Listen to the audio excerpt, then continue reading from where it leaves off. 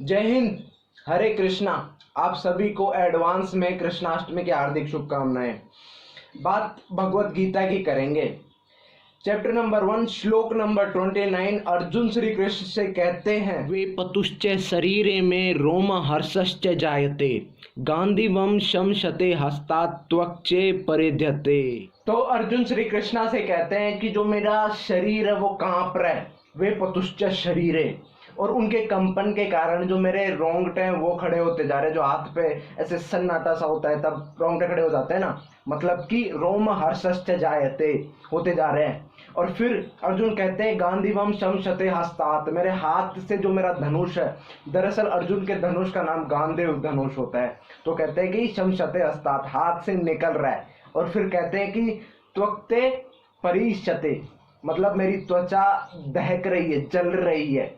और ऐसा वो इसलिए कहते हैं क्योंकि 1.28 श्लोक में वो नोटिस कर रहे हैं, मतलब बताते हैं कि मैं अपने परिवारजनों से नहीं लड़ सकता, क्योंकि श्री कृष्णा ने उनको सीधे के सीधे भीष्म पितामह और द्रोणाचार्य के सामने ले जाके खड़ा कर दिया था। दरअसल श्री कृष्णा ने जानबूझकर अर्जुन को पिता भीष्म और द्रोणाचार्य के सामने खड़ा किया था, क्योंकि उनको मालूम था ये नहीं लड़ पाएगा, और भगवान श्री कृष्ण को गीता सुनानी थी अर्जुन को, इसीलिए सीधा का सीधा भीष्म पितामह और गुरु द्रोण के सामने ले जाके खड़ा कर दिया।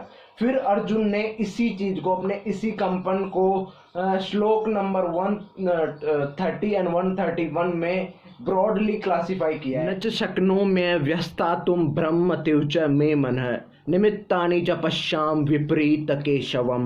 श्लोक नंबर 1.30 के जरिए अर्जुन कहते हैं कि मेरी स्थिति स्थिर नहीं है, अव्यवस्थित हो चुकी है। न च शक्तो में व्यस्ता तुम, और फिर अर्जुन कहते हैं कि मेरा मन जो है वो भ्रमण कर रहा है, घूम रहा है।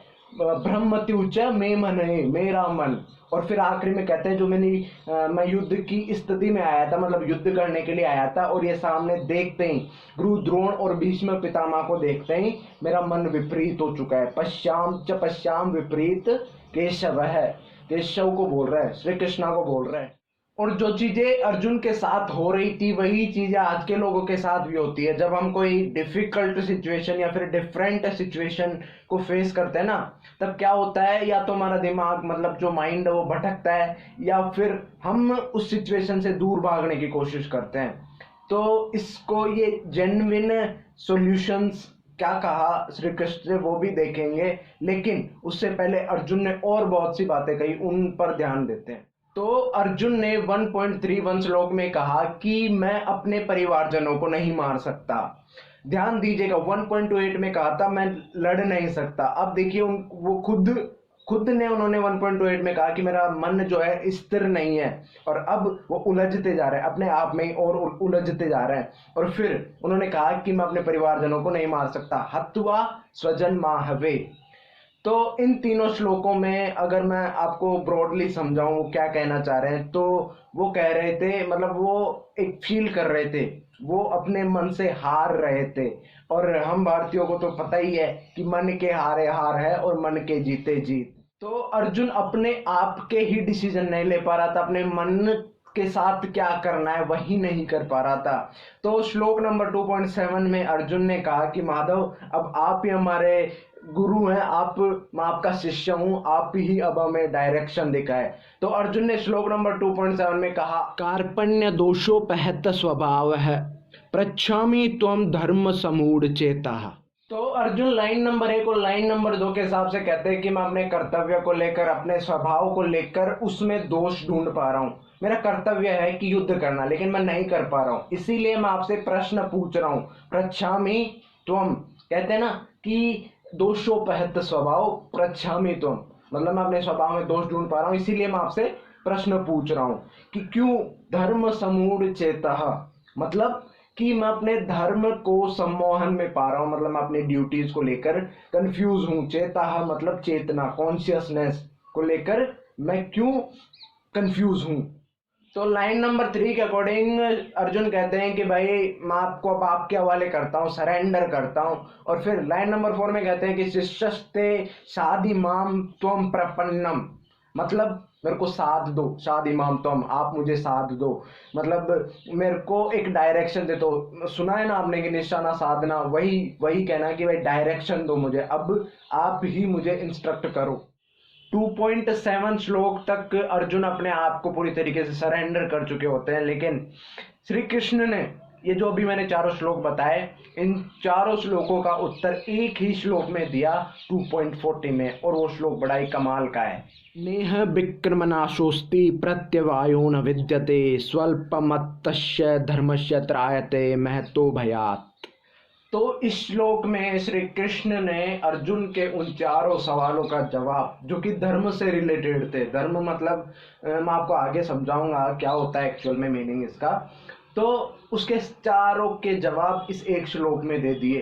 तो श्री कृष्ण पहली लाइन के हिसाब से कहते हैं कि कोई भी काम, कोई भी छोटे से बड़ा काम, अगर हम उस काम को चेतना के साथ करते, कॉन्शियसनेस के साथ करते, तो हमारा नुकसान कभी भी नहीं होगा।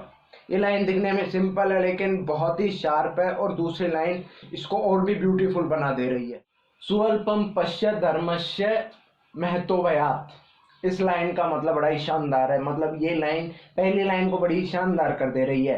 क्या मतलब है इसका लाइन? आपने सुना होगा सु अल्पम, अल्पम सुना होगा आपने, अल्पसंख्यक सुना होगा, तो उसका मतलब होता है बहुत कम, अल्पसंख्यक लोग। तो स्वल्पम पश्य धर्मस्य मतलब बहुत ही कम धर्म का काम करके आप महतो भयात, भयात मतलब डर, महतो मतलब बहुत बड़ा, बहुत बड़े डेंजर से आप बच सकते हो। तो इस लाइन का पूरा मतलब क्या होगा कि जब आप छोटा काम करते हो, लेकिन अगर आप धर्म का काम कर रहे हो ना, तो वो काम कर भी आप बहुत बड़े खतरे से बच सकते हो। स्वल्पम पश्य धर्मस्य, तो ये जो धर्म है वो क्या चीज है? मतलब ये धर्म का मतलब यहाँ पर क्या रिलीजन है? रिलीजन तो यहाँ पर बिल्कुल नहीं है। और इस धर्म का मतलब है the duties which are true and which are good. तो इस पूरे मतलब धर्म का पूरा मतलब ये होता है कि कोई भी ऐसा काम जो अच्छा हो खुद के लिए भी और दूसरों के लिए भी, और वो सच्चा हो। अब जो ये श्लोक है जो श्री कृष्ण ने बोला था, मैं उसको एक एग्जाम्पल के तरीके से समझाना चाहता हूँ। क्या होता है, फॉर एग्जाम्पल नेटवर्क मार्केटिंग में मैं जाना चाहता हूँ।